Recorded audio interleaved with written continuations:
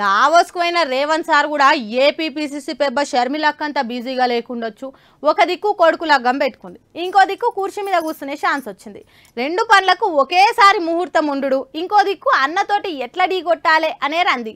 First హాఫ్లోనే పసందైన సీన్లు ఉండేటట్లున్నాయి AP Congress సినిమాల. అయినా రాయిలా ఓ షర్మిల అంటే తెలంగాణ రాలేదా? గట్లనే ఏపీలో కూడా ఇలా ఇస్తుండొచ్చులేండ్రీ.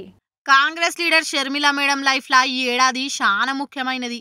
ఎన్నో ఆశలతోటి పొలిటికల్ ఎంట్రీ ఇచ్చిన షర్మిలక్క అటు తిరిగి ఇటు తిరిగి ఇడుపుల పాయకే చేరుకుంది. మళ్ళా రాయిలా ఓ షర్మిల తెలంగాణలా అని అభిమాన ఫ్యాన్స్ వాళ్ళు ఎంత మొత్తుకున్నా ఆమె అనుకున్న టార్గెట్ రీచ్ కాలేకపోయింది. రాజన్న రాజ్యం తీసుకొస్తానని శపథం చేసి రేవంత్ అన్న రాజ్యం కోసం మద్దతిచ్చింది. ఇక కాంగ్రెస్ ల కలుసుడు, ఎంబటే పీసీసీ పవర్ కుర్చీ ఇచ్చుడు, ఏపీ కాంగ్రెస్ కు పానం పోసినట్లు క్యాడర్ ఫీల్ అవ్వుడు, సొంత అన్నకే బాణం గురిపెట్టుడు, ఇవన్నీ కటాకట్ జరిగిపోతుంది. ఇక 3 నెలల ఎలక్షన్ రూట్ మ్యాప్ ప్రిపేర్ చేసుకుని పబ్లిక్ లకు పోతందుకు పర్దన్ కాల పక్కా ప్లాన్ నడుస్తుంది. ఇక అప్పటిదాకా ఇంటి పని కూడా కంప్లీట్ చేసుకోవాలని కొడుకు పెండ్లికి లగ్గం పత్రికలు రాసుకుంది. రేవంత్ రెడ్డి కార్ నుంచి మొదలు పెడితే పవన్ కళ్యాణం సార్ దాకా అందరికి వంచింది కూడా. ఇక ఎంగేజ్మెంట్ అయిపోగానే కడమ పనులు ఏమన్నుంటే చూసుకొని మెల్లగా 21 తారీఖు నాడు కాంగ్రెస్ పార్టీ ఏపీ పగ్గాలు చేతులకు తీసుకొని ప్రమాణ స్వీకారం చేస్తుందట. చూడాలి మరి పార్టీకి పగ్గాలు తీసుకుంటప్పుడేనా లేక రేవంత్ రెడ్డి లెక్క సీఎంగా కూడా ప్రమాణ స్వీకారం చేస్తుందా?